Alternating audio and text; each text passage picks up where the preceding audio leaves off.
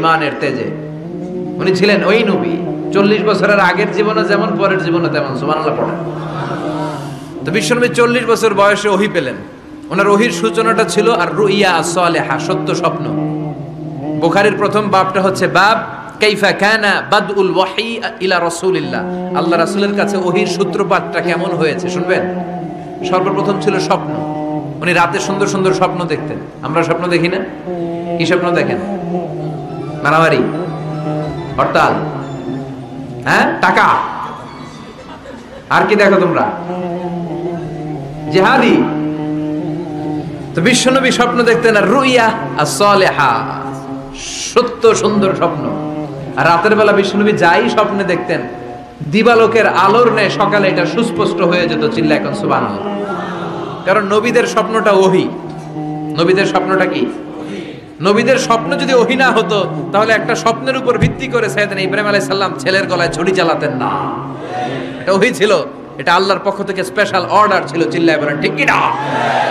তার মানে বিশ্বনবীর জীবনে প্রথম ওহীর সূত্রপাত হয়েছে স্বপ্ন দিয়ে। তারপরে বিশ্বনবীর কাছে নিঃসঙ্গতা, নির্জনতাকে প্রিয় করে দিল কে? বিশ্বনবীর মানুষের সাথে তখন কথা বলতে ভাল লাগে না, একা একা থাকতে ভাল লাগে, একা একা ইবাদত করতে ভাল লাগে। বিশ্বনবী হেরা পাহাড়ে চলে গেলেন। কোথায়? মক্কা থেকে উত্তর দিকে 634 মিটার উঁচু ওই পাহাড়ে যে তাআব্বুদাল লায়ালি, রাত্রিবেলা তিনি ধ্যান করতেন, মেডিটেশন করতেন, চোখ বন্ধ করে স্রষ্টার অস্তিত্বকে খুঁজতেন। খুঁজতে খুঁজতে খুঁজতে 40 দিন ধ্যান করার পরে, 40 দিন আধ্যাত্মিকতার এই চর্চা করার পরে ফাজাহুল হক, সত্য বিশ্বনবীর কাছে এসে ধরা দিল। সাইয়েদনা জিবরাইল চলে আসলেন, এসে বললেন ইয়া মুহাম্মদ ইকরা, পড়ো। জান্নাতের একটা রেশমি কাপড়ে সূরাতুল আলাকের 5 আয়াত লেখা, রেশমি কাপড়ের ভেতরে ওই রেশমি কাপড়টা ধরে বিশ্বনবীকে বললেন। এই প্রথম বিশ্বনবী সাইয়েদনা জিবরাইলকে দেখলেন আর বললেন ইয়া মুহাম্মদ ইকরা, পড়ো। বিশ্বনবী বললেন মা আনা বিকারি, আমি পড়তে পারি না। সুবহানাল্লাহ পড়েন। কারণ বিশ্বনবী ছিলেন আর নবী আল উম্মি, নিরক্ষর নবী। ওনার অক্ষর জ্ঞান ছিল না। আলিফ বা তা সা কোনটারে জিম বলে কোনটারে সদ বলে বিশ্বনবী চিনতেন না, লিখতে জানতেন না। তিনি ছিলেন নিরক্ষর, কিন্তু মূর্খ না। নিরক্ষর এক জিনিস, মূর্খ আরেক জিনিস। অক্ষর জ্ঞান নাই কিন্তু জ্ঞান আছে। কারণ বিশ্বনবী বলতেন আদ্দাবানি রব্বি ফা আহসানা তা'দীবি, আমি পৃথিবীর কোন ইউনিভার্সিটি থেকে ডিগ্রি নেয় নাই, কেউ আমারে শিখায় নাই, স্বয়ং আরশের উপর থেকে আমারে শিক্ষা দান করেছে কে? তাই আমার শিক্ষার মতো শিক্ষা পৃথিবীর কারো শিক্ষা হতে পারে না। সাইয়েদনা জিবরাইল বললেন ইয়া মুহাম্মদ ইকরা, পড়ো। বিশ্বনবী ফেল ফেল করে তাকিয়ে রইলেন, অক্ষর চিনে না, পড়বে কেমনে? বিশ্বনবী বলেন মা আনা বিকারি, আমি জানি না কেমন করে পড়তে হয়। ফাআখাযানি ফাগাত্তানি হাত্তা বালাগা মিন্নি আল জাহাদ। বিশ্বনবী পড়তে জানেন না। যখন বললাম আমি পড়তে পারি না, সাইয়েদনা জিবরাইল বিশ্বনবীকে জড়িয়ে ধরলেন, বুকের মধ্যে জড়িয়ে ধরে যত জোর ছিল বিশ্বনবীকে একটা চাপ দিলেন। বিশ্বনবী বললেন চাপের চোটে আমি আমার বুকের ভেতরে ব্যথা পেলাম। ফারসালানি, আমাকে ছেড়ে দিল। ছেড়ে দিয়ে আবার কয় পড়েন ইকরা, read in the name of your Lord. বিশ্বনবীর আগের কথা, আমি পড়তে জানি, মা আনা বিকারি। সাইয়েদনা জিবরাইল আবার জড়িয়ে ধরলেন, আবার চাপ দিলেন। বিশ্বনবী বললেন ব্যথা পেলাম। আবার জিবরিল বিশ্বনবীরে বললেন পড়েন। বিশ্বনবী আগের কথাই বলে আমি পড়তে পারি না, আবার চাপ দিলেন। 3 বার চাপ দেওয়ার পরে সাইয়েদনা জিবরাইল বললেন নবী এবার আপনি পড়েন।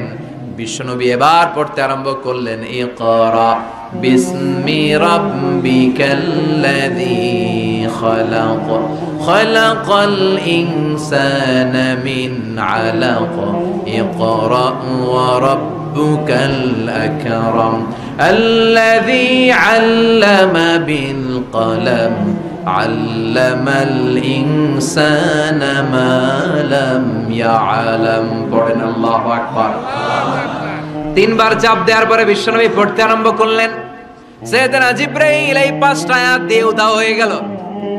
এবার হেরা গুহার ভেতরে কেউ নাই, সাইয়েদনা জিবরাইল নাই, 5টা আয়াত দিয়ে চলে গেলেন। বিশ্বনবী 5টা আয়াত নিয়ে কাঁপতে কাঁপতে হেরা পর্বত থেকে নেমে এলেন। সুবহানাল্লাহ পড়েন। এই ওহীর ভাড়ে চাপে বিশ্বনবী কাঁপতে শুরু করলেন। এই প্রথম বিশ্বনবীর কাছে ওহীর রিফ্লেকশন, ওহীর ছোঁয়া, ওহীর ঝলকানি, ওহীর নূরানি তাজাল্লি বিশ্বনবীর হৃদয়ের মধ্যে লাগিয়ে দিল কে? এই 5টা আয়াত নিয়ে বিশ্বনবী হাত্তা ইয়ারজুফু ফুআদু, বিশ্বনবীর হৃদয় কাঁপছিল। বিশ্বনবীর ওহির প্রেসারে গায়ের মধ্যে জ্বর চলে এলো, খিচুনি চলে এলো, বিশ্বনবী কাঁপছেন প্রচন্ড জ্বরে। কাঁপতে কাঁপতে আম্মাজান খাদিজাতুল কুবরা তাহেরার কাছে এসে বলে, ও খাদিজা, আমি বাঁচবো না, আমার বড্ড ভয় লাগে। খাদিজাতুল কুবরা বললেন, নবী কি হয়েছে আপনার, কি হয়েছে? বিশ্বনবী বললেন, এমন এমন ঘটনা। বিশাল এক লোক এসে আমার কাছে পড়ো, আমি পড়তে জানি না, 3বার চাপ দিল, এরপর দেখি ঠিকই পড়তে পারি। সুবহানাল্লাহ পড়ো। বিশ্বনবী পুরো ঘটনাটা সাইয়্যিদাতুনা খাদিজাতুল কুবরা তাহেরাকে শোনালেন। এরপরে মা খাদিজারে বললেন, খাদিজা, আমার বড্ড ভয় হয়, মনে হয় আমি মরে যাব, আমার প্রচন্ড জ্বর এসেছে, কাঁপুনি ছুটেছে, তুমি আমারে কম্বল দাও। কি দাও? সবাই বলেন, আর জোরে কোন, আমারে কম্বল দাও, আমার জ্বর এসেছে, কাঁপুনি বেড়ে যাচ্ছে, চাদর দাও, কাপড় দাও, কম্বল দাও। মা খাদিজা কম্বল জোগাড় করতে গেলেন, কম্বল আর চাদর এনে বিশ্বনবীর গায়ের মধ্যে মা খাদিজা কম্বলটা পেঁচিয়ে দিলেন। বিশ্বনবী কম্বলটা পেঁচিয়ে বিছানার মধ্যে শুয়ে গেলেন। ঠিক এই মুহূর্তে সূরাতুল মুজাম্মিল নাজিল করে দিল কে? বিশ্বনবী কম্বল গায়ে দিয়ে শুয়ে আছে, আল্লাহ বিশ্বনবীরে ডাক দিলেন, ইয়া আইয়ুহাল মুজাম্মিল কুমিল লাইলা ইল্লা কালিলা। সুবহানাল্লাহ। আল্লাহ কি সোহাগ ভরা আদর মাখা ডাক দিলেন, ইয়া আইয়ুহাল মুজাম্মিল। এর মানে হলো, হে কম্বলওয়ালা। কি ওয়ালা? হে কম্বলওয়ালা নবী, মানে হে কমলিওয়ালা নবী। কি নবী? কমলি।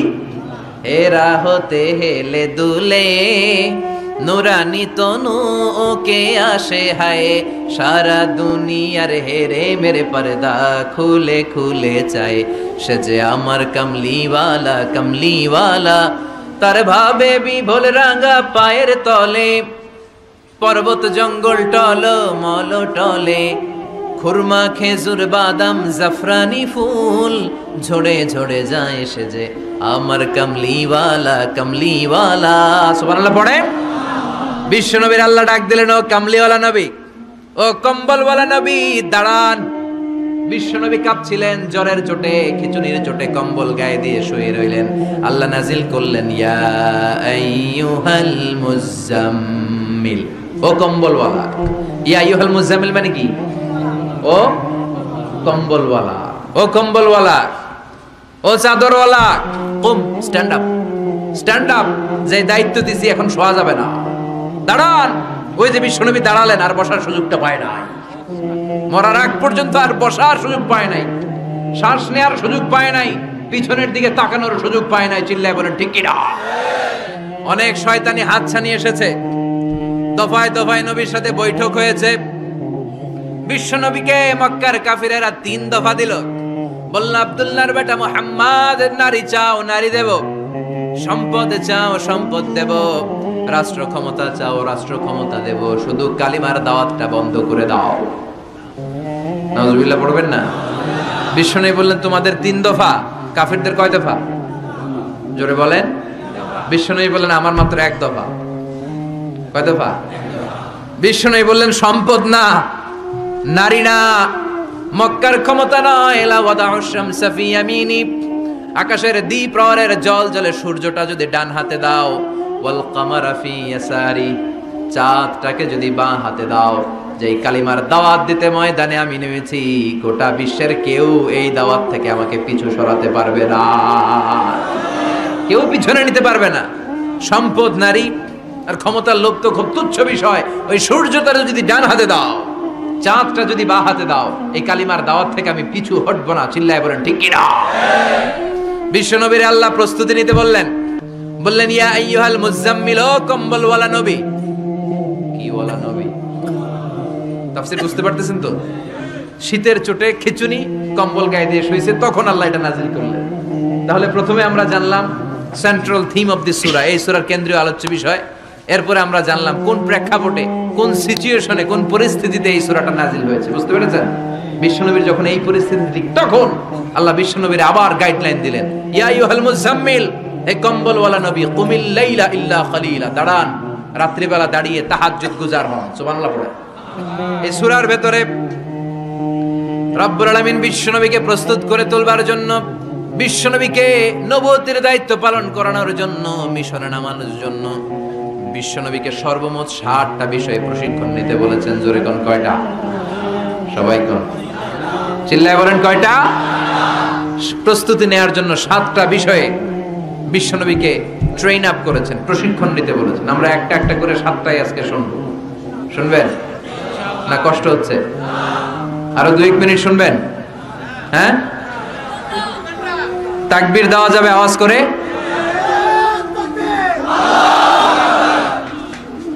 আওয়াজ করে পড়েন, লিল্লাহে তাকবীর, লিল্লাহে তাকবীর। বিশ্বনবীকে আল্লাহ তাআলা 60টা বিষয় প্রশিক্ষণ নিতে বললেন। কয়টা? কারণ সামনে অনেক গুরু দায়িত্ব। 1 নাম্বার প্রশিক্ষণ হচ্ছে ইয়া আইয়ুহাল মুজাম্মিল, হে কম্বলওয়ালা নবী, কুমিল লাইলা ইল্লা কলিলা, দাঁড়িয়ে রাত্রে তাহাজ্জুদের নামাজ পড়েন। কিসের নামাজ? তাহাজ্জুদের জায়নামাজে মরণ দিও প্রভু আমায়, একামতে দিনের কাজে কবুল করে নিও আমায়। তাহাজ্জুদের জায়নামাজে মরণ দিও প্রভু আমায়, একামতে দিনের কাজে কবুল করে নিও আমায়। পড়েন আমিন। তাহলে বিশ্বনবীকে প্রথম যে প্রশিক্ষণ আল্লাহ দিলেন সেটা হচ্ছে তাহাজ্জুদের সালাতের প্রশিক্ষণ। কিসের?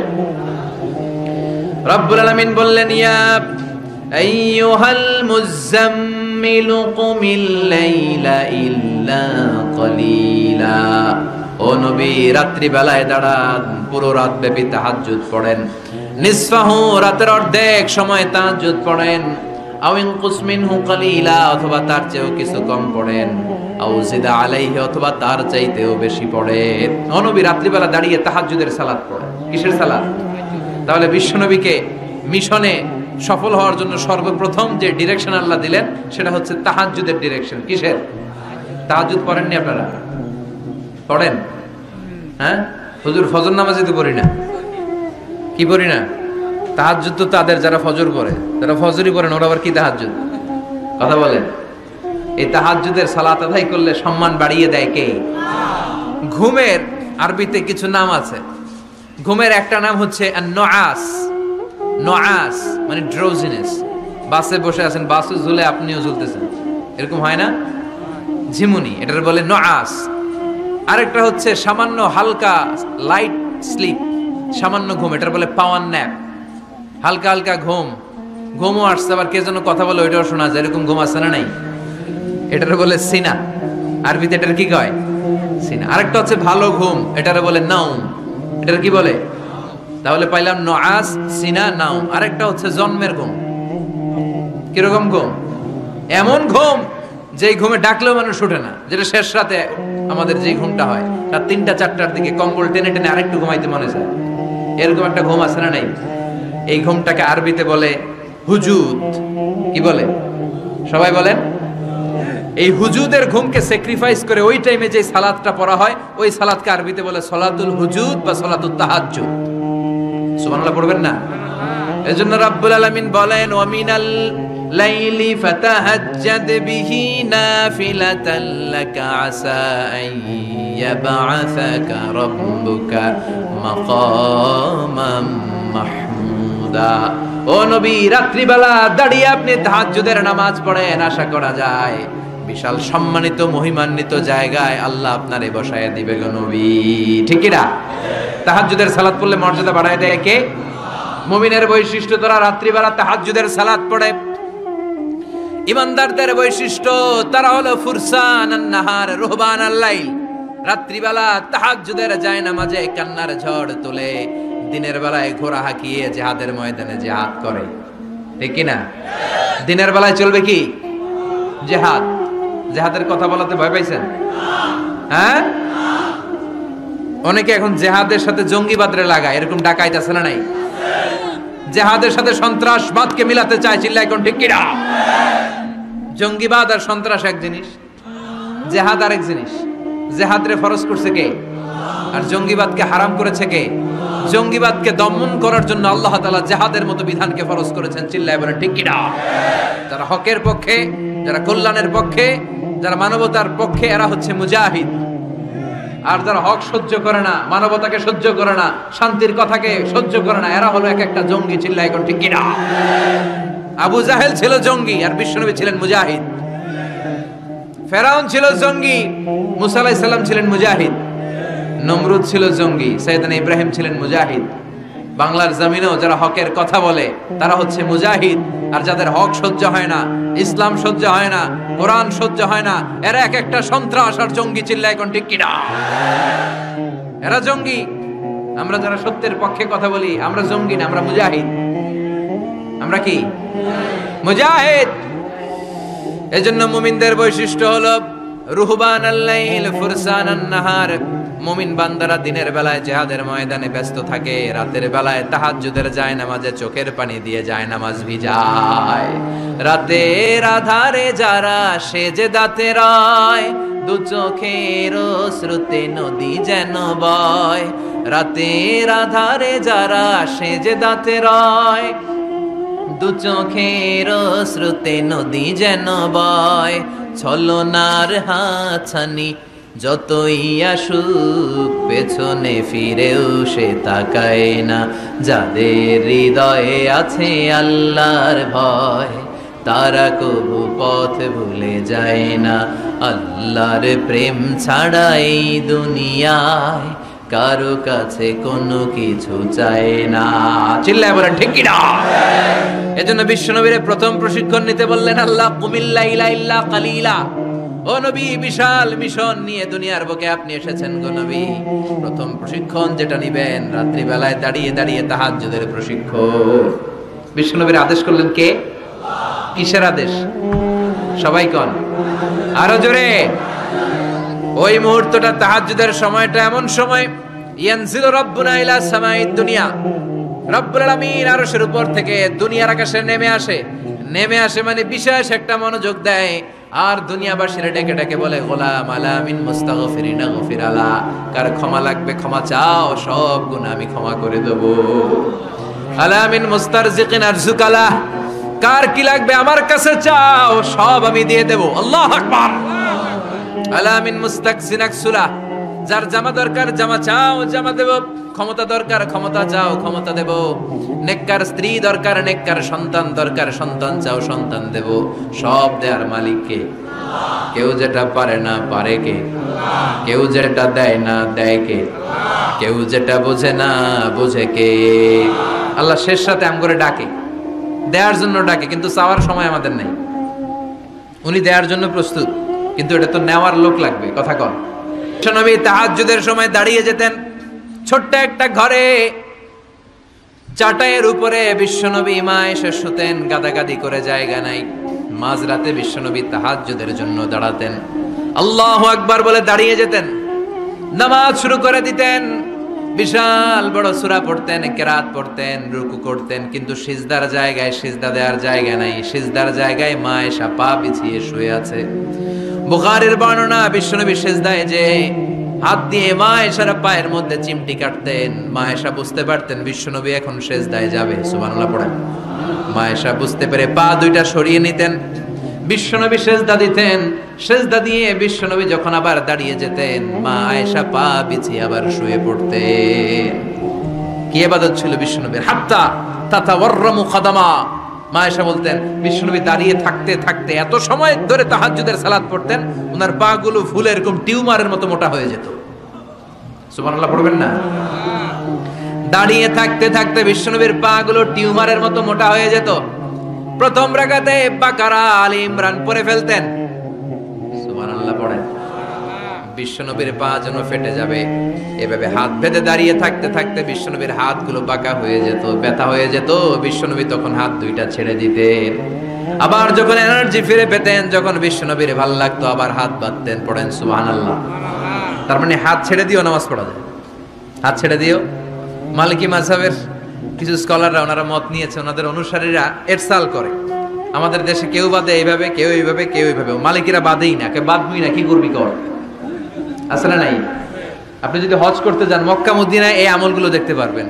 এটা সুন্নাতের একটা আমল। হাত ছেড়ে দিলেও যেখানে সালাত হয়ে যায় ওই জায়গায় কই বাঁধবে এই নিয়ে কিলাকিলি আছে না নাই? উপরে না নিচে, আমিন জোরে না আসতে আছে না নাই? পেকুয়াতে মাশাআল্লাহ এগুলো নাই। হ্যাঁ, পেকুয়াতে এগুলো আছে। বিশ্বনবী লম্বা সময় দাঁড়িয়ে তাহাজ্জুদ পড়তেন। তাহাজ্জুদ পড়লে আপনার মর্যাদা বাড়ায় দিবে কে? সাইয়েদনা জিবরাইল বললেন ইন্না শারাফাল মুমিন ফি কিয়ামিল লাইল। বিশ্বনবী বললেন জিবরাইল এসে আমাকে বলে গিয়েছে মুমিনের মর্যাদা তাহাজ্জুদের নামাজের ভেতর। সুবহানাল্লাহ পড়ে। তাহাজ্জুদের নামাজ পড়লে মর্যাদা বাড়ায় দেয় কে? 2 নাম্বার কুরবাতুন ইলাল্লাহ। তাহাজ্জুদের নামাজ পড়লে আল্লাহর সাথে নৈকট্য বাড়িয়ে দেয় কে? আল্লাহর সাথে কানেক্টিভিটি আপনার বেড়ে যাবে। আমাদের দুনিয়াতে সব জায়গায় কানেক্টিভিটি আছে। এমপির সাথে হাত আছে, চেয়ারম্যানের সাথে হাত আছে, ওই এসআই এর সাথে হাত আছে, পুলিশের আইজির সাথে হাত আছে, কিন্তু আল্লাহর সাথে হাতটা নাই। কথা কন, আসল জায়গায় কানেকশন লাগানো দরকার। চিল্লায় বলেন ঠিক কি না? মান লাহুল মাওলা ফালাহুল কুল্লু। যে ব্যক্তি আল্লাহর হয়ে যায় গোটা বিশ্ব তার হয়ে যায়। যে সব জায়গায় যে ধর্ণা দেয় আল্লাহর কাছে ধর্ণা দেয় না তার কোনো মর্যাদা নাই। আর যে ব্যক্তি সব দিক থেকে মুখ ফিরিয়ে আল্লাহর কাছে যায় গোটা বিশ্বের সবাই তার দিকে তাকিয়ে থাকে। এজন্য সম্পর্কটা লাগাইতে হবে কোন জায়গায়? তার মানে তাহাজ্জুদ পড়লে মর্যাদা বেড়ে যায়, আল্লাহর সাথে সম্পর্ক বেড়ে যায়। বিশ্বনবী বললেন মানহাতুনা আনিল ইসিম। তাহাজ্জুদের নামাজ পড়লে তাহাজ্জুদের নামাজ আপনারে পাপ কাজ থেকে বাধা দিবে। সুবহানাল্লাহ পড়ে। তাহাজ্জুদ যারা পড়ে এরা পাপ কাজ করে না। চিল্লায় কোন ঠিক কি না? 4 নম্বরে মুকাফফিরাতুল লিসাইয়্যাত। পাপ আর অন্যায় যদি কিছু হয়েও থাকে তাহাজ্জুদের নামাজ পড়লে তাহাজ্জুদের নামাজ পাপগুলোরে ধুয়ে মুছে সাফ করে দেয়। এজন্য তাহাজ্জুদ পড়ার দরকার আছে না নাই? বিশ্বনবীরে বললেন আপনার প্রথম প্রশিক্ষণ হচ্ছে তাহাজ্জুদের প্রশিক্ষণ। কিসের প্রশিক্ষণ?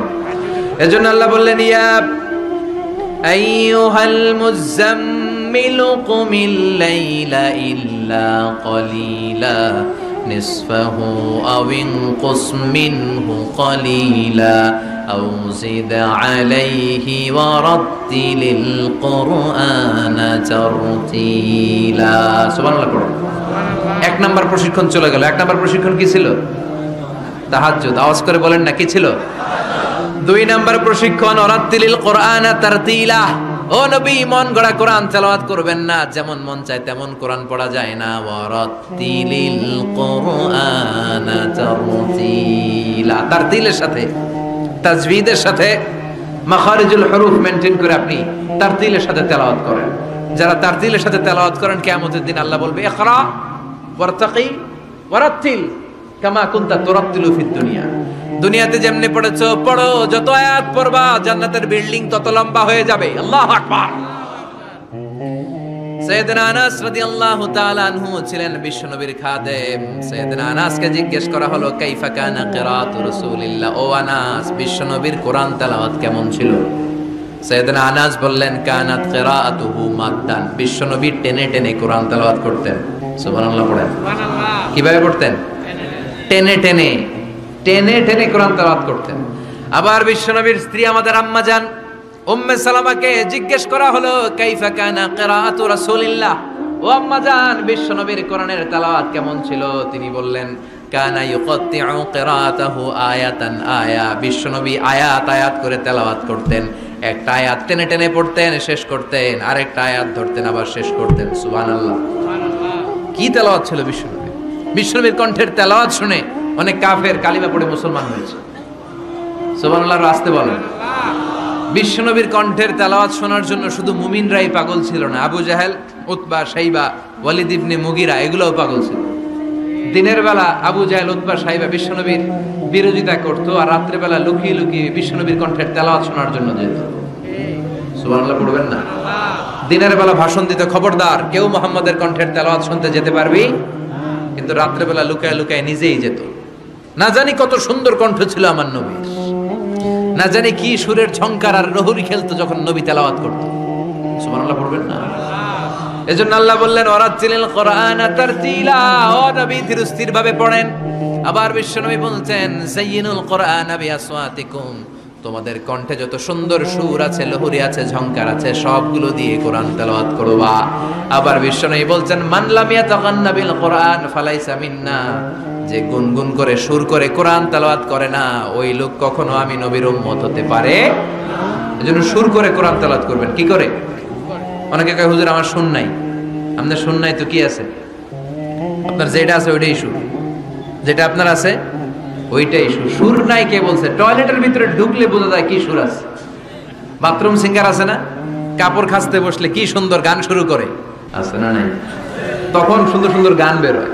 কিন্তু কোরআন তেলাওয়াত করতে গেলে সে সুর কয় আমার সুর নাই। আপনার যেটা আছে ওইটাই আপনার সুর, ওইটা দিয়ে তেলাওয়াত করবেন। মিশরের রাশেদ আল আফাসি, আব্দুর রহমান সুদাইস, বান্দার ইবনে আব্দুল আজিজ আল বালিলা, এদের তেলাওয়াত শুনছেন? কি সুন্দর তেলাওয়াত। বিষ্ণুনবীর তেলাওয়াত ছিল টেনে টেনে পড়তেন, প্রতিটা আয়াত শেষ করে আবার নতুন আয়াত ধরতেন, ঠিক কি না? আলহামদুলিল্লাহি রাব্বিল আলামিন আর রহমানির রহিম মালিকি ইয়াউমিদ্দিন ইয়্যাকা না'বুদু ওয়া ইয়্যাকা নাস্তাঈন ইহদিনাস সিরাতাল মুস্তাকিম সিরাতাল লাযীনা আন'আমতা আলাইহিম গায়রিল মাগদুবি আলাইহিম ওয়ালাদ-দাল্লিন। পড়েন আমিন।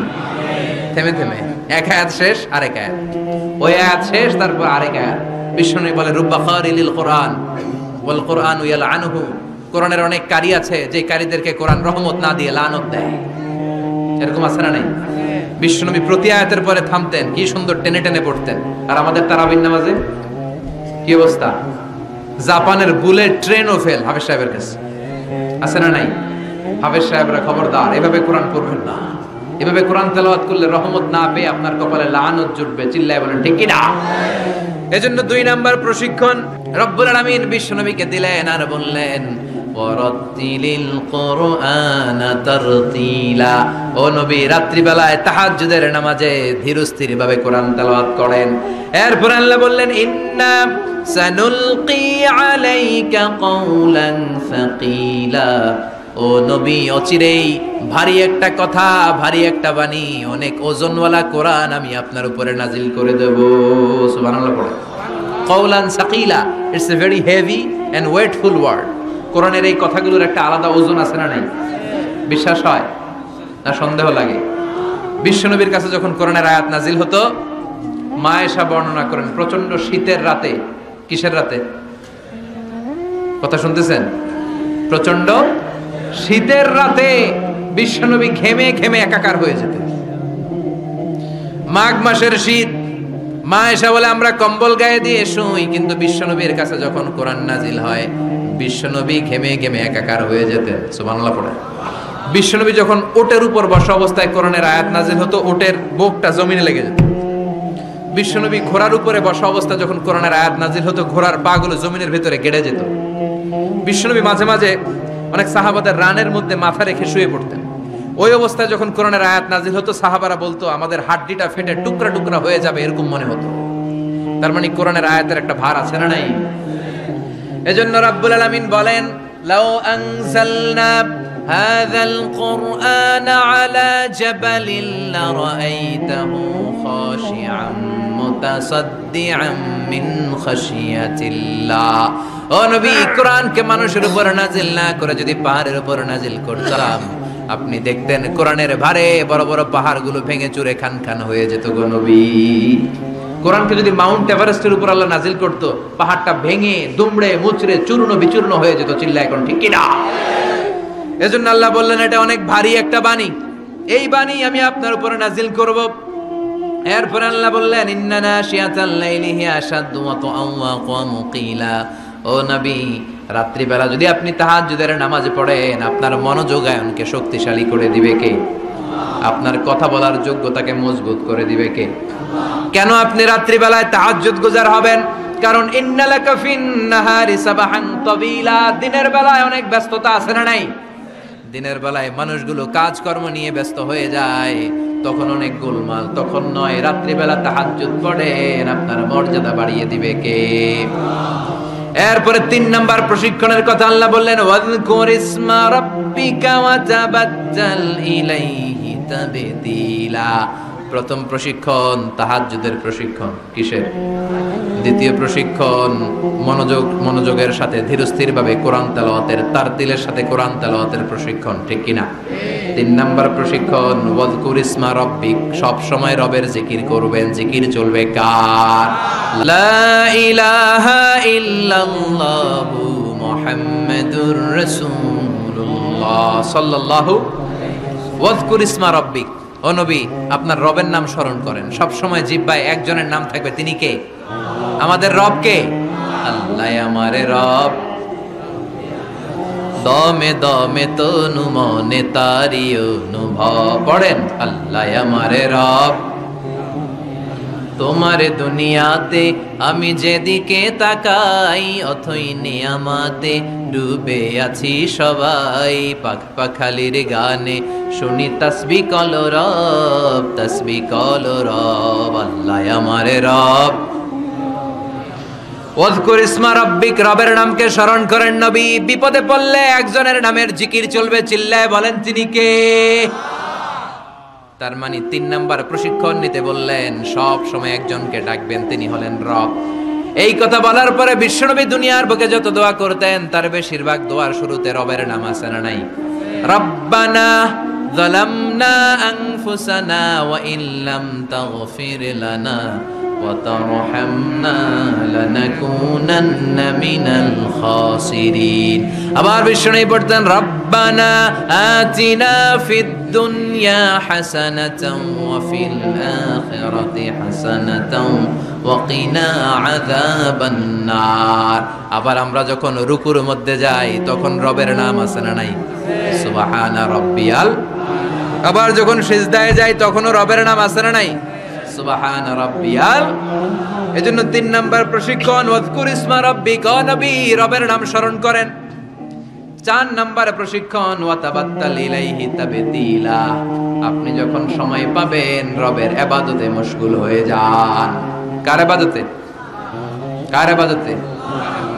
আমরা যেন আল্লাহর ইবাদতে মশগুল হয়ে যাই। ওয়া তাবাত্তাল ইলাইহি তাবতিলা, তাবাত্তুল মানে আল্লাহর ইবাদতে মনোনিবেশ করা, মশগুল হওয়া। এই তাবাত্তুল শব্দটা এসেছে আল বাতুল থেকে। এজন্য মারিয়াম আলাইহিস সালামকে বলা হতো মারিয়াম আল বাতুল। মারিয়াম আলাইহিস সালামকে কি বলা হতো? উনি বাইতুল মুকাদ্দাসে সব সময় কার ইবাদতে মশগুল থাকতো? ইবাদতে মশগুল। আমাদের নারীরাও মশগুল থাকে, তবে ইবাদত নিয়ে নয়, জি বাংলা নিয়ে, স্টার জলসা নিয়ে, কিরণমালা নিয়ে, হিন্দি সিনেমা নিয়ে। আছে না নাই? পেকুয়াতে নাই, এদিকেও আছে। আল্লাহ এই গজব থেকে তুমি আমাদেরকে হেফাজত করো, আমরা পড়ি আমিন। ফাইদা ফারাগতা ফানসাব ওয়া ইলা রাব্বিকা ফারগাব। আল্লাহ নবীর ডেকে বললেন, ও নবী যখন আপনি অবসর পাবেন আপনি ইবাদতে মনোনিবেশ করেন, আল্লাহর ইবাদতে মশগুল হয়ে যান। ওয়া তাবাত্তাল ইলাইহি তাবতিলা, ইবাদত চলবে একজনের, তিনি কে? তাহলে প্রশিক্ষণ কয়টা গেল? জোরে বলেন, আরো জোরে বলেন। এরপরে আল্লাহ বললেন, ওয়াসবির আলা মা ইয়াকুলুনা ওয়াহজুরহুম হাজরান জামিলা। তার আগে বললেন, রব্বুল মাশরিকি ওয়াল মাগরিবি লা ইলাহা ইল্লা হুয়া ফাত্তাখিযহু ওয়াকিলা। সুবহানাল্লাহ পড়েন। রব্বুল মাশরিক ওয়াল মাগরিব, আমি পূর্ব দিগন্তের মালিক, পশ্চিম দিগন্তেরও মালিক, সব কিছুর মালিক কে? লা ইলাহা ইল্লা হু, তিনি ছাড়া কোনো ইলাহ নাই। ফাত্তাখিযহু ওয়াকিলা। আরেক প্রশিক্ষণ চলে আসছে, ফাত্তাখিযহু ওয়াকিলা। ও নবী আল্লাহরে ওয়াকিল হিসেবে গ্রহণ করেন।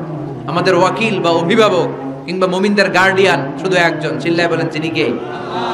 ফাত্তাখিযহু ওয়াকিলা। অন্য কাউরে ওয়াকিল বানাবেন না, অন্য কারোর নেতৃত্ব মেনে নেবেন না, অন্য কারোর অভিভাবকত্ব মেনে নেবেন না। বিপদে আপদে হাল ছাড়বেন না, নিরাশ হবেন না, ভরসা রাখুন একজনের উপর, তিনি কে? ফাত্তাখিযহু ওয়াকিলা। 5 নাম্বার প্রশিক্ষণ, ও নবী আপনি আমারে অভিভাবক হিসেবে গ্রহণ করেন, বিপদে আপদে সব সময় আল্লাহর পাশে পাবেন। জোরে কোন ঠিক কিনা? এরপরে 6 নম্বরে আল্লাহ বললেন, ওয়াসবির আলা মা ইয়াকুলুন। কাফের মুশরিকরা যে সমস্ত গাল মন্দ আপনারে করে, এগুলোর বিপরীতে রেগে না যে আপনি ধৈর্য ধারণ করবেন গো নবী। ওয়াসবির, ধৈর্য ধারণ করেন, কারণ ইন্নাল্লাহা মাআস। ধৈর্যশীলদের সাথে কে থাকে? চিল্লায় বলেন কে? ও নবী, ওরা আপনারে অনেক কিছু বলবে, আপনি রেগে যাবেন না। বিশ্বনবীর কাফিররা কি বলতো জানেন? বলতো আপনি একজন কবি। বিশ্বনবী নাকি কবি? নাউজুবিল্লাহ কইবেন না। আল্লাহ বলেন ওমা আল্লামনাহু শি'রা ওয়া মা ইয়ানবাগি লাহু, আমি নবীরে কবিতা শিখাই নাই, কবিতা তার জন্য শোভনীয় নয়। সুবহানাল্লাহ পড়েন। আবার বিশ্বনবীরে তারা বলতে লাগলো গণক। কি বলতে লাগলো? কাহিন। আল্লাহ বলে ওয়ালা বিকাউলি কাহিন, এটা গণকের কথাও নয়, এটা আল্লাহর কথা, ঠিক কি না? এরপরে বিশ্বনবীরে ওরা বলতে লাগলো মাজনুন, মানে পাগল। আল্লাহ বলে ওয়ামা সাহিবুকুম বিমাজনুন, তোমাদের সাথী আমার হাবিব কিন্তু পাগল নয়। সুবহানাল্লাহ। এরপর ওরা বিশ্বনবীরে গালি দিতে লাগলো সাহির বলে। সাহির মানে জাদুকর। সাহির মানে আল্লাহ বলে না, আমার নবী জাদুকর না। এরপরে ওরা বিশ্বনবীরে বলতে লাগলো আবতার, মানে নির্বংশ, লেস কাটা। আল্লাহ বলে না, ইন্না শানিয়াকা হুয়াল আবতার, যারা বিশ্বনবীর লেস কাটা আর নির্বংশ বলে ওরাই লেস কাটা, নির্বংশ আর জাহান্নামের নরকীট আর পিতৃ পরিচয়হীন জারদ সন্তান। চিল্লা এখন ঠিক কিনা? বিশ্বনবীর বিরুদ্ধে যারা কথা বলে এগুলো জাহান্নামের নরকীট। ওরা বলে মুহাম্মদ তোমার কোনো ছেলে বেঁচে নাই, তোমার 4 মেয়ে, তুমি ইন্তেকালের সাথে সাথে তোমার বংশ নির্বংশ হয়ে যাবে, তুমি লেস কাটা। আল্লাহ বলে না, রাফা'না আলাকা যিকরাক, নবী আপনার সম্মানকে আমি আকাশ চুম্বি করেছি, আমার নাম যেখানে আপনার নামও আমি রেখেছি সেখানে, ঠিক কি না? এজন্য কালিমায়ে তয়্যিবার ভিতরে লা ইলাহা ইল্লাল্লাহ, তারপর পর বিশ্বনবীর নাম মুহাম্মাদুর রাসূলুল্লাহ আছে না নাই? আজানের মধ্যে আল্লাহর নামের পরে নবীর নাম আছে না নাই? আবার নামাজে সালাম ফেরানোর আগে বিশ্বনবীর জন্য দুরূদ আছে না নাই? রাফা'না আলাকা যিকরাক। ওরা বলে আপনি লেস কাটা, আপনি লেস কাটা না, যারা আপনারে গালি দেয় ওরাই লেস কাটা। ওয়াসবির আলা মা ইয়াকুলুন, ও নবী ওরা যা বলে এই ব্যাপারে আপনি ধৈর্য ধারণ করেন, আপনি মন খারাপ করবেন না। এই গালি গালাজ এটা নবীদের শুনতে হবে, এটা সুন্নাত। আমরাও এখন গালি গালাজ শুনি, জোরে কোন ঠিক কিনা? আমাদেরকে বলে ব্যাকডেটেড, ব্যাকডেটেড, কিছু জানে না এরা মোল্লা। আমি করে কি ডাকে? একজন মেম্বার অফ দ্য পার্লামেন্ট কয়েকদিন আগে সংসদ ভবনে বলছে মোল্লাতন্ত্র। কি বলছে? ইসলামের কথা ভালো লাগে না, এই কাদিয়ানীদের সাফাই গায়। আছে না নাই? বিশ্বনবী যে শেষ নবী এটা মানে না কাদিয়ানীরা, উনি কাদিয়ানীদের সাফার গায়, তার মানে ইসলাম ওনার ভাল লাগে না, ওনার ভাল লাগে কাদিয়ানী সম্প্রদায়কে। চিল্লা এখন ঠিক কিনা? বিশ্বনবীরে বলেছে কবি, ওনারে বলেছে গণক, ওনারে বলেছে জাদুকর, ওনারে বলেছে পাগল, ওনারে বলে লেস কাটা। ওই গালিগুলো আমাদেরও শুনতে হবে যদি নবীর অনুসারী হই। আমাদেরকে এখন গণক বলে না, পাগল বলে না, আমাদেরকে বলে মোল্লা, আমাদেরকে বলে রাজাকার, আমাদেরকে বলে যুদ্ধাপরাধী। চিল্লা এখন ঠিক কিনা? যুগে যুগে গালিগালাজ আছে না নাই?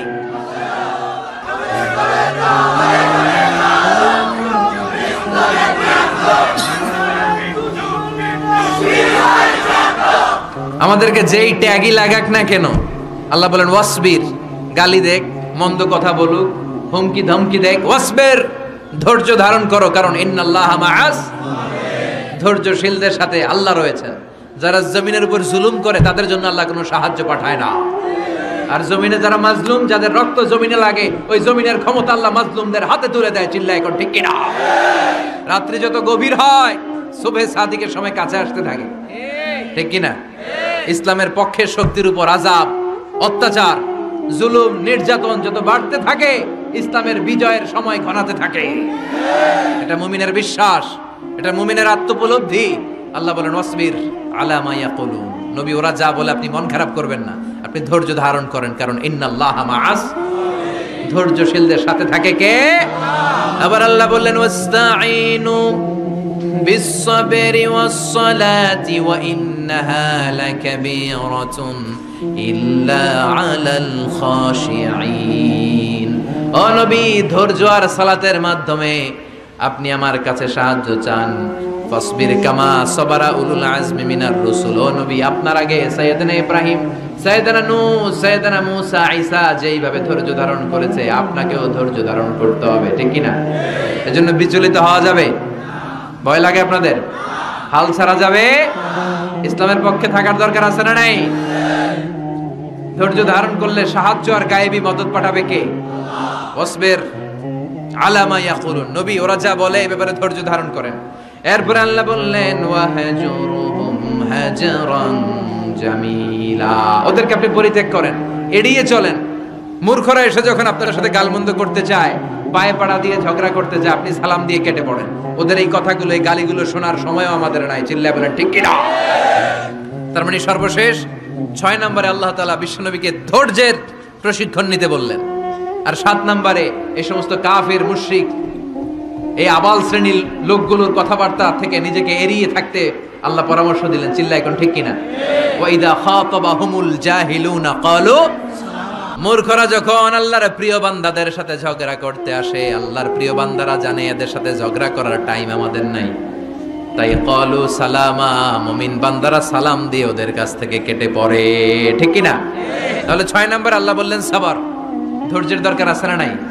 ধৈর্য ধারণ করার শক্তি দাও গো মেহেরবান আমায়, দাও গো মেহেরবান। বুকের ভেতর ব্যথার নদী বইছে অবিরাম, বইছে বইছে অবিরাম। ধৈর্য ধারণ করার শক্তি দাও গো মেহেরবান আমায়, দাও গো মেহেরবান। পড়েন আমিন। এজন্য তাহাজ্জুদ গুজার হতে হবে। রাজি আছো মুসলমান? 1 নাম্বার প্রশিক্ষণ, তাহাজ্জুদের সালাত পড়তে হবে। মর্যাদা বাড়িয়ে দিবে কে? 2 নম্বরে সুন্দরভাবে তার দিলের সাথে কোরআন তেলাওয়াত করতে হবে, সওয়াব দিবে কে? 3 নম্বরে রব্বুল আলামিন বললেন ওয়াজকুর ইসমা রাব্বিক, সব সময় জিকির চলবে কার? 4 নম্বরে ইবাদতে মনোনিবেশ করতে হবে কার জন্য? 5 নম্বরে দুনিয়ার কেউ আমাদের ওয়াকিল নয়, আমাদের অভিভাবক নয়, আমাদের আসল অভিভাবক কে?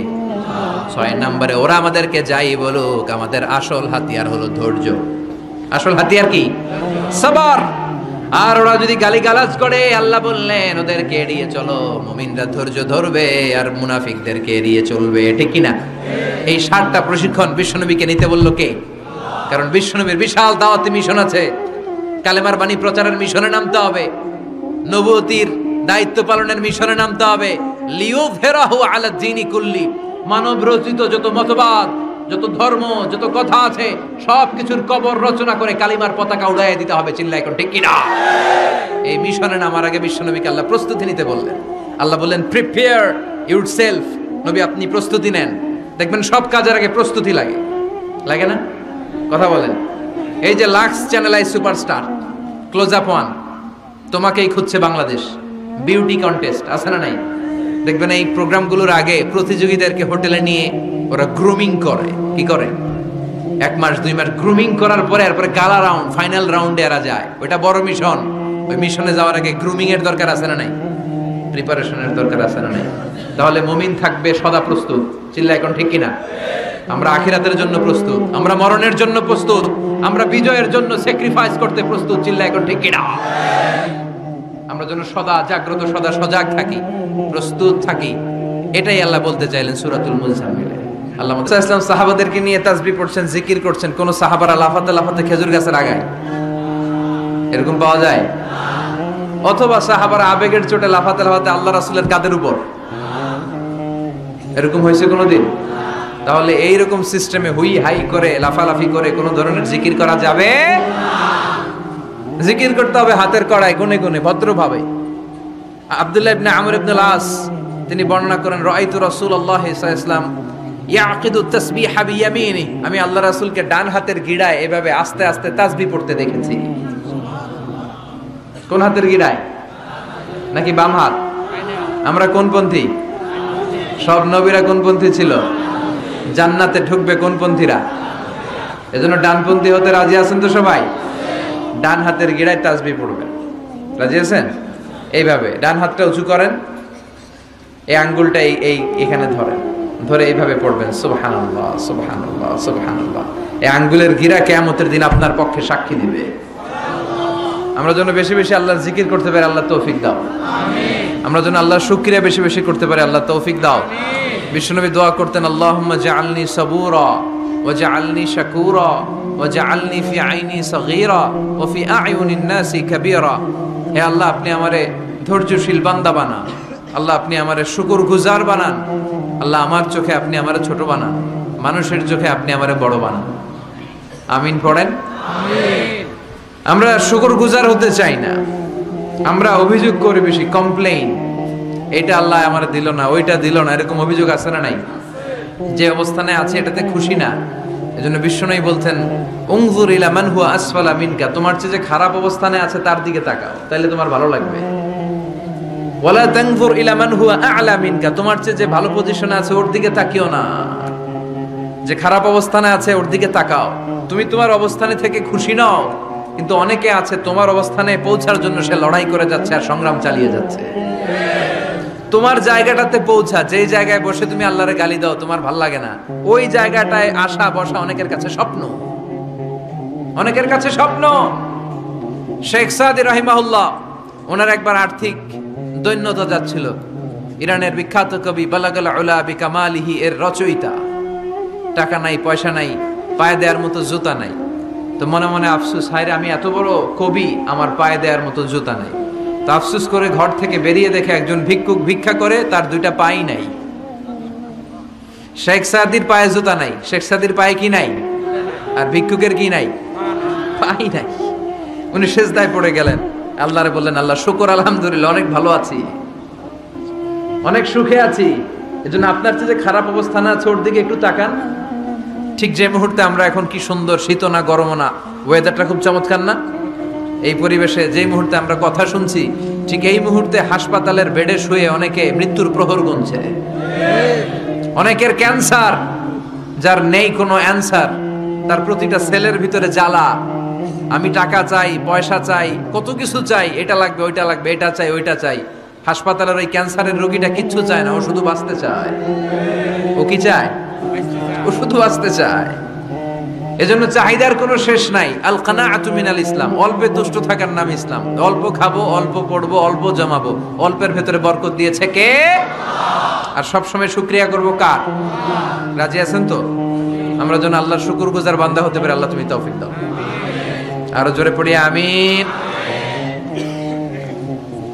রাজাখালী গ্রামের নাম, হ্যাঁ ইউনিয়ন রাজাখালী, রানীখালী নাই না? বহুমুখী বেশারাতুল উলুম ইসলামিয়া ফাজিল স্নাতক মাদ্রাসার উদ্যোগে 69তম বার্ষিক সভা। ওরে আল্লাহ, অনেক আগের প্রোগ্রাম। আমাদের এখানে অনেকের বয়সই তো 69 হয় নাই। কথা বলেন, এই প্রোগ্রামটা কিয়ামত পর্যন্ত এখানে জারি থাক, আমরা চাই কি চাই না? প্রতিষ্ঠাতা মরহুম আলহাজ মোহাম্মদ কবির চৌধুরী, মরহুম আলহাজ আহমদ কবির চৌধুরী, আল্লাহ ওনাদের কবরটারে তুমি জান্নাতের বাগান বানাও। বার্ষিক সভা পুরস্কার বিতরণী অনুষ্ঠান, এগুলো সকালে হয়েছে বোধহয়। সভাপতিত্ব করছেন পীরে কামেল আলহাজ মাওলানা এলাহাবাদ আলব্বি সাহেব। হুজুর আসছে? সাবেক অধ্যক্ষ হুজুর আপনি না? আলহামদুলিল্লাহ, হুজুর চলে আসছে। প্রধান অতিথি জনাব আলহাজ Jafar Alam, BA honours MA, মাননীয় সংসদ সদস্য, সংসদীয় আসন 294, কক্সবাজার 1, চকরিয়া পেকু। আসছিলেন উনি? আচ্ছা। কথা বলেছেন আমার আগে অধ্যাপক মাহমুদুল হাসান, চট্টগ্রাম। কথা বলেছে হযরত মাওলানা হাফেজ আব্দুর রহিম, কক্সবাজার। মাওলানা আলহাজ মামুনুর রশিদ নুরি, শামসুল হক আজিজি, মীর মোহাম্মদ আদম, আরো অনেকে কথা বলেছে। আল্লাহ সবাইকে তুমি কবুল করো। আরো অত্র এলাকার অনেক গণ্যমান্য ব্যক্তিবর্গ আছেন। আমার প্রিয় ভাই, সেই চট্টগ্রাম থেকে এসেছে আমার ইয়াসিন ভাই। তারপরে আছে তানজিমুল উম্মাহ চট্টগ্রাম শাখার প্রিন্সিপাল। অত্র এলাকার গণ্যমান্য যারা আছেন এবং যারা উপস্থিত হয়েছেন সবাইকে জানাচ্ছি আন্তরিক শুভেচ্ছা এবং অভিনন্দন। আমরা আল্লাহর কাছে কামনা করি, আল্লাহ আমাদের আজকের প্রোগ্রামটা তুমি আমাদের নাজাতের ওসিলা বানাও। এখানে যেমনি আমরা একত্রিত হতে পেরেছি, জান্নাতেও যেন আমরা একসাথে থাকতে পারি, তুমি তৌফিক দাও। আমরা সবাই জান্নাতে যেতে চাই। কোথায় যেতে চাই? চিল্লায় বলেন কোথায়? লা ইয়াস্তাবি আসহাবুন নার ওয়া আসহাবুল জান্নাহ, আসহাবুল জান্নাতি হুমুল ফাইজুন। যারা জান্নাতে যাবে আর যারা জাহান্নামে যাবে তারা কি কখনো সমান হতে পারে? The people of paradise and the people of hellfire, they never be equal ever. The people of paradise and heaven, they gain the ultimate success in life. যারা জান্নাতি তারাই আসল সফলতা অর্জন করেছে, দুনিয়াতেও সফল, আখিরাতেও সফল। চিল্লায় বলেন ঠিক কি না? এখন the decision is yours, সিদ্ধান্ত আপনার যে আপনি কই যাবেন, আপনি কই যেতে চান, জান্নাতে না জাহান্নামে? আল্লাহ আমরা যেন জান্নাতেও এরকম একত্রিত হতে পারি, তুমি তৌফিক দাও। আমরা যে বইটা থেকে আজকে কিছু সময় কথা শুনবো, আওয়াজ করে বলেন তো বইটার নাম। আরো জোরে বলেন কি নাম? এই বইয়ে কোনো ভুল আছে? সন্দেহ আছে, সংশয় আছে? এই বইয়ের সাথে সম্পর্ক জোরদার করার দরকার আছে না নাই? এই বইটা কিয়ামতের দিন সুপারিশকারী হবে। বিষ্ণু বলেছেন, ইকরাউল কোরআন ফাইন্নাহু ইয়াতি ইয়াউমাল কিয়ামাতি শাফিআন লিআসহাবি। বেশি বেশি কোরআনের তেলাওয়াত করো, কারণ এই কোরআন কিয়ামতের দিন তোমাদের জন্য সুপারিশকারী হবে। কোরআন যদি আপনার পক্ষে আল্লাহর কাছে সুপারিশ করে, আল্লাহ এই সুপারিশ ফেলে দিতে পারবে? পররাষ্ট্রমন্ত্রী যদি মাননীয় প্রধানমন্ত্রীর কাছে কোনো বিষয়ে সুপারিশ করে, রেকমেন্ডেশন করে, মাননীয় প্রধানমন্ত্রী এই সুপারিশকে কি রিজেক্ট করতে পারবে? কথা বলেন। এজন্য কোরআনের সুপারিশ আমরা চাই কি চাই না? এটা এমন একটা কিতাব যে কিতাবে কোনো ভুল নাই। যালিকাল কিতাব লা রাইবা ফি হুদাল লিল মুত্তাকিন। This is the book, the most authentic and original book, reliable book in the world, whereof there is no doubt in it and a guidance to those who are muttaqin. এই বইটা এমন বই যে বইয়ে কোনো ভুল নাই, কোনো সন্দেহ নাই। মুত্তাকিনদের জন্য পথ প্রদর্শনকারী হিসেবে বইটারে নাজিল করেছে কে? এই বইটার যেখান দিয়ে পড়েন হেদায়েত আছে না নাই? রহমত আছে না নাই? বরকত আছে না নাই? শিফা আছে না নাই? এই কিতাব পড়ে অসুস্থ ব্যক্তির গায়ে ফু দিলে সুস্থ করে কে? তার মানে এর মধ্যে শিফা আছে। সুবহানাল্লাহ পড়েন। সূরাতুল ফাতিহারে বলা হয় সূরাতুশ শিফা। সূরাতুল ফাতিহা পড়ে অসুস্থরে ফু দিলে সুস্থ করে কে? বিশ্বাস হয়? হ্যাঁ না একটু সন্দেহ লাগে? যদি সন্দেহ থাকে তাহলে ফু দিলে কাজ হবে? আর বিশ্বাস রেখে যদি ফু দেন ভালো করে দিবে কে? এমন এক কিতাব, এই কিতাব পড়লে সওয়াব, এই কিতাব ধরলে সওয়াব, এই কিতাবের জন্য মরলেও সওয়াব। ঠিক কি না? এমন এক কিতাব আল্লাহ দিলেন। এই কিতাবকে আল্লাহ বললেন নূর, আলো। আলোর সাথে তুলনা করেছেন। কিতাবুন আনজালনাহু ইলাইকা লিতুখরিজান NASA Minaj যুলুমাতি ইলান Noor. I've revealed this holy and sacred book unto you, O my beloved last messenger, in order to lead the mankind out of darkness into the light.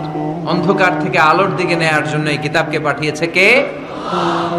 এই কিতাব পড়লে, এই কিতাব মানলে, বুঝলে, এই কিতাবের বাস্তবায়ন সমাজে ঘটালে সমাজটা আলোকিত হবে।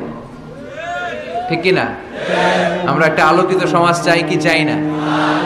যে সমাজে এই কিতাব দিয়ে আইন করা হয়, এই কিতাবের আইনে সমাজে আইনটাকে বাস্তবায়ন করা হয়, ওই সমাজে কোনো ধর্ষণ থাকে, কোনো দুর্নীতি থাকে, ওই সমাজটা হয় মদিনার সমাজ, ওই সমাজটা হয় শান্তির সমাজ। এজন্য আমরা যেন কোরআনের সাথে সম্পর্ক বাড়াই, প্রতিদিন যেন কোরআনের তেলাওয়াত করি, একটি করে হলেও কোরআনের আয়াতের বঙ্গানুবাদ যেন আমরা পড়ি। পারা যাবে? সবাই পড়ি ইনশাআল্লাহ। আমি আপনাদের খেদমতে আমার খুতবার শুরুতে সূরাতুল মুজাম্মিল থেকে 4টি আয়াত তেলাওয়াত করেছি। এই সূরাতুল মুজাম্মিল থেকে কিছু কথা আজকে আমরা শুনবো ইনশাআল্লাহ। পড়েন ইনশাআল্লাহ। আমি সব সময় তাফসীর মাহফিলগুলোরে ক্লাসের মতো মনে করি। Class, I consider this tafsir program as a class. I consider myself as a teacher and all the sitting audience as a student of the Holy Quran. আমি মনে করি যে আমি কোরআনের শিক্ষক, আর যারা শুনছে তারা আমাদের ছাত্র। আমার আগে যিনি এখানে কথা বলছিলেন তিনি ছিলেন আমাদের শিক্ষক। এখন আমি একটু করে বসার সুযোগ পাইছি, আমি হয়ে গেছি শিক্ষক, আর আমরা সবাই কোরআনের ছাত্র। খুশি না বেজার? সূরাতুল মুজাম্মিল এটা কোরআনের 29তম পারার একটা সূরা। কততম পারার? এই সূরার আয়াত সংখ্যা 20। আয়াত সংখ্যা কত? এই সূরাটি মাক্কি সূরা। কি সূরা? আচ্ছা এবার আমি প্রশ্ন করি, আপনারা উত্তর করেন। সূরাতুল মুজাম্মিল কত পারার সূরা? আয়াত সংখ্যা? সূরাটি মাদানী। হ্যাঁ, মাক্কি সূরা। আলহামদুলিল্লাহ পড়েন। এই সূরাটি আল্লাহ তাআলা বিশ্বনবীর নামে ডেডিকেট করেছেন। কার নামে? বিশ্বনবীর অনেকগুলো সুন্দর সুন্দর নাম আছে, শুধু মুহাম্মদ সাল্লাল্লাহু আলাইহি ওয়াসাল্লাম এটাই ওনার নাম নয়, এটা ছাড়াও ওনার অনেক নাম আছে। ওনার একটা নাম আছে আহমদ। কি নাম? ইয়াতি মিন বাদি ইসমুহু আহমদ। মুহাম্মদ ওনার নাম, আহমদ ওনার নাম, তাহা ওনার নাম, মুজাম্মিল এটা ওনার একটা নাম, মুদ্দাসসির এটা ওনার একটা নাম, আবুল কাসেম এটা ওনার একটা নাম, কুনিয়াত। তো বিশ্বনবীর নামে এই সূরাটাকে ডেডিকেট করেছে কে? বিশ্বনবীকে আল্লাহ তাআলা এই সূরার ভেতরে অনেকগুলো ইনস্ট্রাকশন, গাইডলাইন দিয়েছে, পথ নির্দেশিকা, এগুলো আমাদের জীবনেও কাজে লাগবে, ঠিক কিনা? তো এই আল মুজাম্মিল বিশ্বনবীর নামে ডেডিকেট করা একটি সূরা। আবার এই নামে আমাদেরও অনেকের নাম পাওয়া যায়, আছে না নাই? এখানে মুজাম্মিল ভাই কে কে আছে দেখি? মুজাম্মিল কেউ আছে মুজাম্মিল নামে? আছে তো, মাশাআল্লাহ। আল্লাহ মুজাম্মিল ভাইদেরকে তুমি কবুল করো। তো এই সূরার একটা কেন্দ্রীয় আলোচক বিষয় আছে, central subject matter, central theme of the Surah Al Muzzammil. এই পুরো 20টা আয়াতে আল্লাহ কি বুঝাতে চাইলেন, আগে সংক্ষেপে এটা আমি বলি। এই পুরো সূরার ভেতরে কেন্দ্রীয় যে আলোচ্য বিষয়টা আল্লাহ আমাদেরকে জানাতে চাইলেন সেটা হচ্ছে আমাদেরকে যে কোনো কাজে নামার আগে নিজেকে প্রস্তুত করে নিতে হবে। বুঝতে পেরেছেন? You have to take huge preparation for a successful mission. আপনি যদি কোনো মিশনে নামতে চান, আপনাকে you have to take preparation, you have to be prepared. নিজেকে প্রস্তুত করে নিতে হবে। বিশ্বনবীকে আল্লাহ তাআলা বড় একটা মিশনে নামাবেন, নবুয়তির মিশন, দাওয়াতি কাজের মিশন, আল্লাহর জমিনে আল্লাহর দ্বীনকে বাস্তবায়নের মিশন, পৃথিবীর বুকে কালিমার পতাকা গেড়ে দেওয়ার মিশন। চিল্লায় এখন ঠিক কিনা? এত বড় মিশন যে নবী পালন করবে, ওই নবীর প্রিপারেশনের দরকার আছে না নাই? তাহলে এই পুরো সূরার মূল কথা হচ্ছে প্রিপারেশন ফর এ মিশন, মিশনের জন্য প্রস্তুতি গ্রহণ করা। Good preparation is a prerequisite for a successful mission. আপনি যদি একটা মিশনে সফল হতে চান, আপনাকে প্রস্তুতি নিতে হবে। কি নিতে হবে? সবাই বলেন, প্রিপারেশন নিতে হবে। প্রিপারেশন যদি ভালো হয়, কাজের ফলাফল। প্রিপারেশন যদি খারাপ, ফলাফল। পরীক্ষার আগে যদি প্রিপারেশন ভালো হয়, গোল্ডেন এ প্লাসের সম্ভাবনা আছে না নাই? ইলেকশনের আগে যদি ভালো প্রস্তুতি নেয়, জয়লাভ করার সম্ভাবনা আছে না নাই? সব কাজে প্রিপারেশন লাগে। এই যে আমরা প্রতিদিন সালাত পড়ি, নামাজ আদায় করি, প্রস্তুতি লাগে না? কি প্রস্তুতি লাগে? ওযু করা লাগে, ঠিক কিনা? ইয়া আইয়ুহাল্লাযীনা আমানু ইযা কুমতুম ইলাস সালাতি ফাগসিলু ওয়ুজুহাকুম ওয়া আইদিয়াকুম ইলাল মারাফিক ওয়ামসাহু বিরুউসিকুম ওয়া আরজুলাকুম ইলাল কা'বাইন। সুবহানাল্লাহ পড়েন। আল্লাহ ডেকে বললেন, গোলাম যখন নামাজে যাবা, নামাজের প্রস্তুতি নাও। কথাটা কার? আগে চেহারা ধৌত করো, হাত দুইটা কনুই পর্যন্ত ধৌত করো, তারপরে মাথা মাসে করো, তারপর পা ধৌত করো, তারপরে সালাত কায়েম করতে যাও। তার মানে সালাত ইকামাতুস সালাহ, সালাত প্রতিষ্ঠার আগে আপনাকে প্রস্তুতি নিতে হবে। নামাজে যাওয়ার আগে ওযু করা লাগবে, ঠিক কিনা? আবার জুমার নামাজে আপনি যাবেন, আগামীকাল জুমাবার না? এই জুমার নামাজে যাওয়ার আগে প্রস্তুতি আছে না নাই? কি প্রস্তুতি আছে? গোসল করা লাগে, ঠিক কিনা? আতর মাখা লাগে, সুন্দর পারফিউম দেয়া লাগে, তারপর জুমার খুতবা শোনার জন্য মসজিদে আগে আগে যাওয়া লাগে, ঠিক কিনা? তার মানে নামাজের আগে প্রস্তুতি লাগে, জুমার সালাতের আগে প্রস্তুতি লাগে, আবার রোজার আগেও প্রস্তুতি আছে না নাই?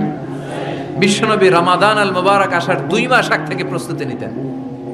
বিশ্বনবী দোয়া করতে শুরু করতেন রজব মাস থেকে, আর আল্লাহর কাছে বলতেন, আল্লাহুম্মা বারিক লানা ফি রজব ওয়া শাবান ওয়া বাল্লিগনা রমাদান। রজব শাবানে বরকতে দাও, রমজান মাসে গুনাহ ঝরাও, সপ্তাহ জুড়ে তুমি বরকতে দাও, জুমার দিনেতে গুনাহ ঝরাও, রজব শাবানে বরকতে দাও, রমজান মাসে গুনাহ ঝরাও। চিল্লায় পড়েন আমিন। রমজান আসার 2 মাস আগে বিশ্বনবী রজব মাস থেকে রমজানের প্রস্তুতি নিতেন। আল্লাহু আকবার। আর পড়তেন, আল্লাহুম্মা বারিক লানা ফি রজব ওয়া শাবান। ও আল্লাহ, রজব আর শাবান মাসে আপনি বরকত দেন, ওয়া বাল্লিগনা রমাদান, রমজান মাসে পৌঁছে দেন। এখন যে মাসটা চলতেছে এটা কি মাস? হ্যাঁ, তাহলে রমজানের প্রস্তুতি নেওয়ার দরকার আছে না নাই? রমজানের 2 মাস আগ থেকে উনি প্রস্তুতি নিতেন। এরপরে ঈদ আসার আগে রমজানের প্রস্তুতি আছে না নাই? রমজানের ওই রোজার শেষে এলো খুশির ঈদ, তুই আপনাকে আজ বিলিয়ে দে শোন আসমানি তাকি, তোর সোনা দানা বালা খানা সব রাহে লিল্লাহ, দে যাকাতে মুর্দা মুসলিমের আজ ভাঙাইতে নিদ। পড়েন রমজানের ওই রোজার শেষে এলো খুশির ঈদ, তুই পড়বি ঈদের নামাজের মন সেই সেই ঈদগাহে, যে ময়দানে সব গাজী মুসলিম হয়েছে শহীদ। রমজানের ওই রোজার শেষে এলো খুশির ঈদ। আলহামদুলিল্লাহ পড়েন। তার মানে নামাজের আগে প্রস্তুতি লাগে, রোজার আগে প্রস্তুতি লাগে, ঈদের আগেও প্রস্তুতি লাগে। এরপরে হজ যদি পালন করতে চান তারও প্রস্তুতির দরকার আছে না নাই? একজন হজ করবে, প্রস্তুতি লাগবে না? কি প্রস্তুতি লাগবে? হ্যাঁ, পাসপোর্ট লাগবে, হজের ভিসা লাগবে, তারপরে রেজিস্ট্রেশন করা লাগবে, আশকোনার হাজি ক্যাম্পে প্রশিক্ষণ নেওয়া লাগবে, রিয়াল কিনা লাগবে, ইজার কিনা লাগবে, রিদা কিনা লাগবে, বেল্ট কিনা লাগবে, হজের নিয়ম কানুন জানা লাগবে, ঠিক কিনা? দেখেন, নামাজের আগে প্রস্তুতি লাগে, রোজার আগে প্রস্তুতি লাগে, হজের আগে প্রস্তুতি লাগে, কিন্তু যাকাতের আগে লাগে না। হ্যাঁ, যাকাতের জন্য 1 বছর আগ থেকে প্রস্তুতি নেওয়া লাগে। আপনি কবে নিসাব পরিমাণ সম্পদের মালিক হলেন ডায়েরিতে নোট রাখার দরকার আছে না নাই? তার মানে নামাজের আগে প্রস্তুতি, রোজার আগে প্রস্তুতি, যাকাতের আগে প্রস্তুতি, হজের আগে প্রস্তুতি। এই সূরার মধ্য দিয়ে রব্বুল আলামিন বিশ্বনবীরে বুঝাতে চাইলেন, ও নবী, বিশাল একটা মিশনে আপনি নামবেন, বিশাল একটা যুদ্ধে আপনি নামবেন, কালেমার বাণীকে দুনিয়ার বুকে প্রচার করার গুরু দায়িত্ব নিয়ে নামবেন। এত বড় দায়িত্ব পালনের আগে আপনার প্রস্তুতি নেওয়ার দরকার আছে না নাই? বিশ্বনবীকে প্রস্তুতি নিতে বললেন। তার মানে এই সূরার কেন্দ্রীয় আলোচ্য বিষয় হচ্ছে you have to take a very good preparation for a mission. আপনি কোনো কাজে সফল হতে হলে আপনাকে প্রস্তুতি নিতে হবে, ভালো প্রস্তুতি ছাড়া সফল হওয়া যাবে। আবার যুদ্ধের ময়দানেও যখন আমরা যাই, বিশ্বনবী যেতেন, প্রস্তুতি ছিল কি ছিল না? আল্লাহ বললেন, ওয়া আ'ইদ্দু লাহুম মাসতাতা'তুম মিন কুওয়া ওয়া মির রিবাতিল খাইল তুরহিবুনা বিহি আদুওয়াল্লাহি ওয়া আদুওয়াকুম। আল্লাহ ডেকে বলেন, গোলাম, যুদ্ধের ময়দানে যাওয়ার আগে ভালো করে নিজেদেরকে প্রস্তুত করে নাও। ওয়া আ'ইদ্দু লাহুম মাসতাতা'তুম মিন কুওয়া, তোমাদের শক্তি সামর্থ্য যা আছে সব প্রস্তুত করে রাখো। সবকিছু প্রস্তুত থাকবে মুসলমানদের, মুসলমান থাকবে সদা জাগ্রত, সদা প্রস্তুত। চিল্লায় বলেন ঠিক কিনা? প্রস্তুত থাকতে হবে যুদ্ধের জন্য। আমরা যে যোদ্ধা, আমরা ভুলেই গেছি। আমরা যে যোদ্ধা জাতি, আমাদের রক্তে যে যুদ্ধের ঘ্রাণ, এটা আমরা ভুলেই গেছি। আল্লাহ বললেন, ওয়া আ'ইদ্দু লাহুম মাসতাতা'তুম মিন কুওয়া, শক্তি আর রসদ জোগাড় করে রাখো। তুরহিবুনা বিহি আদুওয়াল্লাহি ওয়া আদুওয়াকুম, এই শক্তি আর সম্ভাবনা দিয়ে আল্লাহর দুশমনদেরকে তোমরা ভয় দেখাবা। মির রিবাতিল খাইল, ঘোড় সাওয়ারগুলোকে প্রস্তুত করে রাখো। বর্তমানে তো ঘোড়া টোরা নাই, এখন প্রস্তুত করে রাখতে হবে অ্যাটম বোমা, ঠিক কিনা? এখন রাখতে হবে AK-47, rocket launcher, drone, missile, ballistic ক্ষেপণাস্ত্র, রণতরী, যুদ্ধ জাহাজ, ঠিক কিনা? গোটা বিশ্বের মুসলমানদের একটা সেন্ট্রাল মিলিটারি দরকার। 50টারও বেশি মুসলিম দেশ, আমাদের সেন্ট্রাল কোনো লিডারশিপ নাই, আমাদের কেন্দ্রীয় কোনো মিলিটারি নাই। যদি আমাদের একটা মিলিটারি থাকতো, সিরিয়াতে আক্রমণ হয়েছে আমাদের বিরুদ্ধে, আমাদের মুসলিম মিলিটারি সেখানে প্রতিরোধ করে তুলতো। চিল্লা এখন ঠিক কিনা? আরাকানে আক্রমণ হয়েছে, মুসলিম মিলিটারি প্রতিরোধ গড়ে তুলবে। ফিলিস্তিনে আক্রমণ হয়েছে, আমাদের মুসলিম মিলিটারি প্রতিরোধ গড়ে তুলবে। এটা আমাদেরকে নেতৃত্ব দেওয়ার মতো কেউ নাই, আমাদের শক্তি সম্ভাবনাকে জোগাড় করে রাখার মতো কেউ নাই। এক রিসেপ তাইয়েব এরদোগান গোটা বিশ্বের যেখানে মুসলমানরা নির্যাতিত ওখানে ছুটে যায়। সে একা কি করবে? এরকম 10টা এরদোগান যদি আমাদের হাতে থাকতো, মুসলমানদের দিকে চোখ রাঙিয়ে কথা বলার সাহস কারো ছিল না। চিল্লা এখন ঠিক কিনা?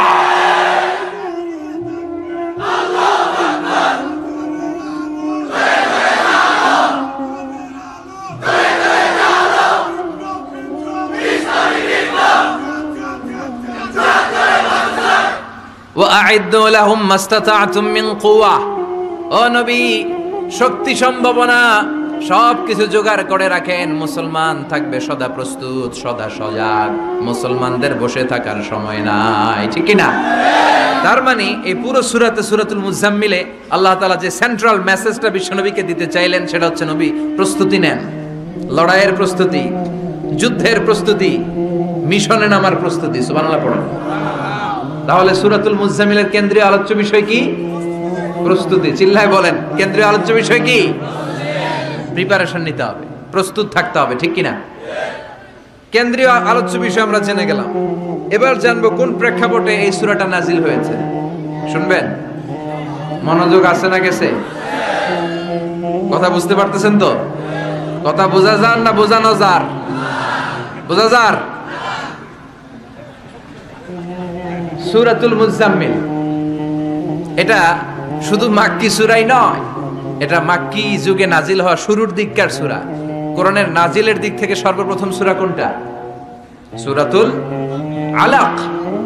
ইকরা বিসমি রাব্বিকাল্লাযী খালাক, এই আয়াতগুলো প্রথমে নাজিল হয়েছে। এই সূরা আলাকের প্রথম 5 আয়াতের পরপরই এই সূরা নাজিল করে দিয়েছে কে? তার মানে মাক্কি জীবনের একেবারে শুরুর দিককার সময়। বিশ্বনবীর বয়স তখন 40। কত? সবাই বলেন। 40 বছর বয়সে উনি নবী হয়েছেন। তার মানে আগের জীবনে কি ছিলেন? জালেম ছিলেন, মূর্খ ছিলেন, গোমরা ছিলেন। বিশ্বনবীর পুরো জীবনটাই আদর্শ। চিল্লায় বলেন ঠিক কিনা? As a father, as a teacher, as a lawgiver, as a lawmaker, as a philosopher, as a reformer of the society, as a commander, as a messenger, Muhammad is the superman of the world. স্বামী হিসেবে, নেতা হিসেবে, বাবা হিসেবে, সমাজ সংস্কারক হিসেবে, আইন প্রণেতা হিসেবে, দার্শনিক হিসেবে, নবী হিসেবে মুহাম্মদ সাল্লাল্লাহু আলাইহি ওয়াসাল্লাম হচ্ছে গোটা বিশ্বের একজন সুপারম্যান। উনি শেষ নবী। ওনার পরে কোনো নবী আছে? লা নাবিয়্যা বা'দি ওয়ালা রাসূলা। বিষ্ণু বলতেন আমার পরে কোনো নবী নাই, কোনো রাসূল নাই। সাইয়েদনা আদম থেকে নবী আসার যত ধারাবাহিকতা, পুরো চেইনটাকে আল্লাহ তাআলা আমাকে পাঠানোর মাধ্যমে কেটে দিয়েছেন। চিল্লায় এখন ঠিক কি না? এজন্য বিষ্ণু বলছেন লা নাবিয়্যা বা'দি ওয়ালা রাসূলা, আমার পরে কোনো নবী নাই, কোনো রাসূল নাই। তবে লাউ কানা বা'দি নাবিয়্যুন লাকানা উমর, আমার পরে যদি নবী হওয়ার যোগ্যতা কারো থাকে, আমার ওমরের সেই যোগ্যতা আছে। ঠিক কি না? প্রভু তুমি বলেছো রাসূল দেবে না, বলনি দেবে না ওমর, বলনি দেবে না হামজা তারিক, খালিদ বিজয়ী সমর। প্রভু তুমি বলেছো রাসূল দেবে না, বলনি দেবে না ওমর, বলনি দেবে না হামজা তারিক, খালিদ বিজয়ী সমর। প্রভু তুমি বলেছো রাসূল দেবে না। আলহামদুলিল্লাহ পড়েন। শেষ নবী, শেষ রাসূল, তারপরে কোনো রাসূল নাই। ওনার জীবনটা এমন জীবন, নবুয়তের পরের জীবন যেমনি আমাদের জন্য আদর্শ, নবুয়তের আগের জীবনটাও আদর্শ করে দিয়েছে কে? এই 40 বছরে উনি নবী হয়েছেন। তার আগে উনি ছিলেন শ্রেষ্ঠ মানুষ, as-সাদিক আল-আমিন। জীবনে মিথ্যা বলছে? ওনার ঘোর শত্রুরাও বাড়ি থেকে অনেক দূরে কোথাও বেড়াতে গেলে ওনার বাসায় ডিপোজিট করে যাইতো, ওনার বাসায় আমানত রেখে যাইতো। সুবহানাল্লাহ পড়েন। পার্টি করে আবু জাহিল্লার পার্টি। পার্টি কোন পার্টি? বিশ্বনবী বলতেন আবু জাহিল্লার পার্টি করে ওর কাছে ডিপোজিট রাখো। ওরা বলতো না, আবু জাহিল্লার দল করি কিন্তু ওর কাছে আমানত রাখা যাবে না। ওর কাছে যদি টাকার প্যাকেট রেখে যায় তাহলে আমার টাকাও শেষ, টাকার প্যাকেটও শেষ। কথা বলেন। আমানতদারিতা নাই। আমানতদারিতা ছিল বিশ্বনবীর মাঝে। ওনার জীবনী নিয়ে যদি কথা বলতে কেউ শুরু করে, কোনো কুল কিনারা খুঁজে পায় না। বিয়ন্ডলেস, বাউন্ডলেস, বটমলেস, এটা তলাবিহীন সাগর। বিশ্বনবীর জীবনীটা একটা সাগর, কিন্তু এই সাগরের কি নাই? কথা বলেন। কোনো তলা নাই। এমন নবীকে আমরা পেয়েছি। ওনার আগের জীবনটাও আদর্শ। ছোটবেলা থেকে লাজুক ছিলেন। হালিমাতুস সাদিয়া বিশ্বনবীর দুধমা, উনি বলেন 5 বছর এই কুরাইশি মুহাম্মদকে আমি লালন পালন করেছি, একদিনও ছেলেটারে কাঁদতে দেখিনি। ক্ষুধা লাগলেও কাঁদে না, ব্যথা পেলেও কাঁদে না। কিন্তু লজ্জাস্থানের জায়গা থেকে এই শিশু মুহাম্মদের কাপড়টা একটু সরে গেলে ছোট্ট মুহাম্মদ চিৎকার দিয়ে ওঠে। কি নবী ছিলেন! 15 বছর বয়সে হালাফুল ফুদুল একটা সংগঠন করেছে। হালাফুল ফুদুল, যেটাকে বাংলা আমরা বলি হিলফুল ফুজুল। আসলে শব্দটা হালাফুল ফুদুল। হালাফ মানে শপথ, টু টেক এন ওথ, শপথ নেয়া। ফুদুল হচ্ছে ভালো কাজের উপর। উনি হাতে হাত রেখে যুবকদেরকে নিয়ে মক্কা আইন করলেন। মক্কার জমিনে কোনো দুর্বলের উপর, মাজলুমের উপর কোনো জালিমের অত্যাচার চলতে দেয়া যাবে না। মক্কার বুকে কোনো টেন্ডারবাজি চলবে না, চাঁদাবাজি চলবে না, ধর্ষণ চলবে না, ছিনতাই আর রাহাজানি চলবে না। চিল্লায় এখন ঠিক কি না? 15 বছর বয়সে পুরো মক্কা শহর কাঁপায় দিয়েছে। উনি তো ওই নবী, সব সময় ছিলেন অন্যায়ের বিরুদ্ধে কঠোর। ওনার ইমানটা এমন ছিল প্রয়োজনে জ্বলে উঠতো। চিৎকার করে বলেন ঠিক কিনা? যে ইমানে প্রয়োজনে